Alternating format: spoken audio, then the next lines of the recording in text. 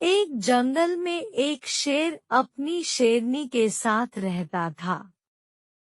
दोनों में बहुत ही बड़ा प्रेम था। दोनों शिकार के लिए साथ साथ जाते और शिकार मारकर साथ ही खाया करते थे। कुछ दिनों बाद शेरनी ने 2 बच्चों को जन्म दे दिया। शेर ने कहा, अब तुम शिकार के लिए मत चला करो। घर पर ही रहकर बच्चों की देखभाल करो। मैं अकेला शिकार के लिए जाऊंगा और तुम्हारे लिए भी शिकार में आऊंगा। उस दिन से शेर अकेला ही शिकार के लिए जाने लगा। शेरनी घर पर रहकर दोनों बच्चों का पालन पोषण करने लगी। एक दिन जब शेर शिकार के लिए गया, तो पूरे दिन घूमने के बाद भी उसे कुछ नहीं मिला। वापस लौटते समय उसने लोमड़ी के बच्चे को अकेले घूमते हुए देखा। आज शेरनी के लिए कुछ भोजन नहीं मिला है, क्यों न इस लोमड़ी को ले चलूं। ऐसा सोच के शेर ने उस बच्चे को पकड़ लिया। शेर लोमड़ी के बच्चे को लेकर घर पहुंच गया। आज जंगल में इसके अलावा कुछ नहीं मिला। बच्चा समझकर मैं इसे मारकर खा नहीं सका। तुम इसे मारकर खा जाओ, शेर ने कहा। शेरनी बोली, जब तुम इसे बच्चा समझकर मार नहीं सके, फिर मुझसे क्यों कह रहे हो कि मैं इसे मारकर खाऊं? मैं इसे मारकर नहीं खाऊंगी।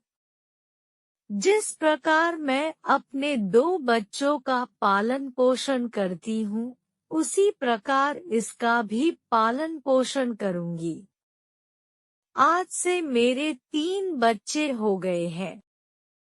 शेरनी उसी दिन से अपने पुत्रों के समान ही लोमड़ी के बच्चे का भी पालन पोषण करने लगी। लोमड़ी का बच्चा भी शेर के दोनों बेटों के साथ पलने बढ़ने लगा। जब तीनों कुछ बड़े हुए तो साथ साथ खेलने कूदने लगे। शेर के बच्चे यह नहीं समझते थे कि वो दोनों शेर के बच्चे हैं और यह तीसरा लोमड़ी का बच्चा है। इसी प्रकार लोमड़ी का बच्चा भी अपने को शेर से बच्चों से अलग नहीं समझता था। कुछ और बड़े होने पर तीनों बच्चे एक दिन खेलने के लिए जंगल में गए। वह उन्होंने एक हाथी को देखा।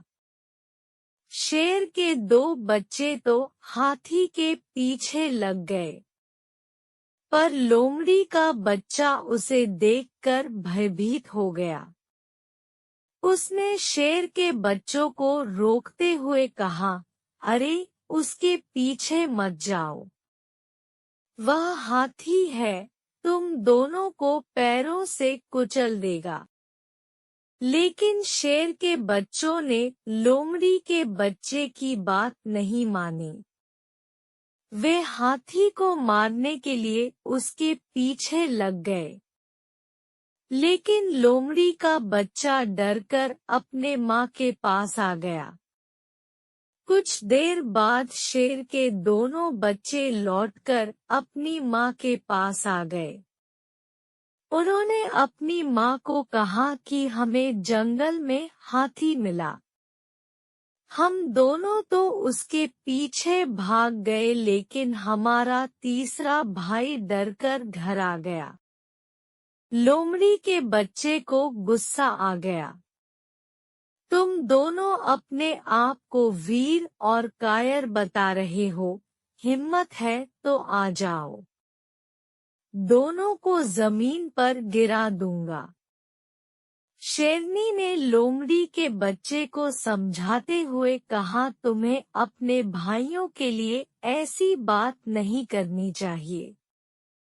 वे मुझसे तुम्हारी शिकायत नहीं बल्कि सच बता रहे हैं। क्या तुम हाथी को देखकर डर नहीं गए थे? शेरनी की बात लोमड़ी के बच्चे को बिल्कुल अच्छी नहीं लगी। वह और गुस्से से बोला, मैं हाथी को देखकर डर गया।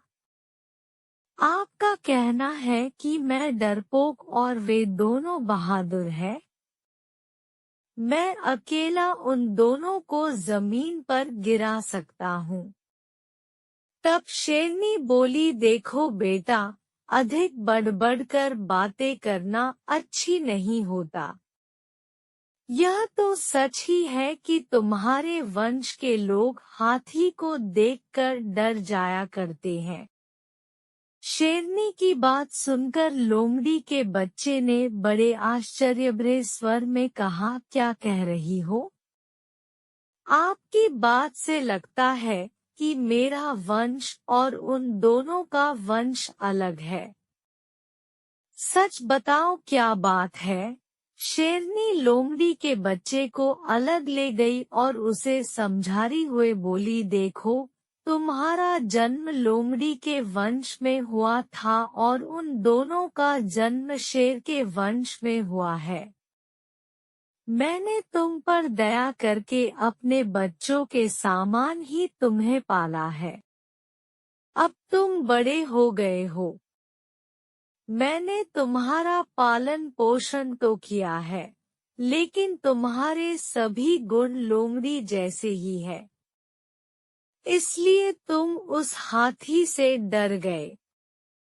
मैंने इस भेद को अभी तक अपने बच्चों से छिपा रखा है। जब उन्हें यह बात मालूम हो जाएगी कि तुम लोमड़ी के बच्चे हो, तो वे तुम्हें मारकर खा जाएंगे। इसलिए अच्छा है कि भेद प्रकट होने से पहले ही तुम यहाँ से भाग जाओ। शेरनी की बात सुनकर लोमड़ी का बच्चा डर गया और वहाँ से चुपके से भाग गया।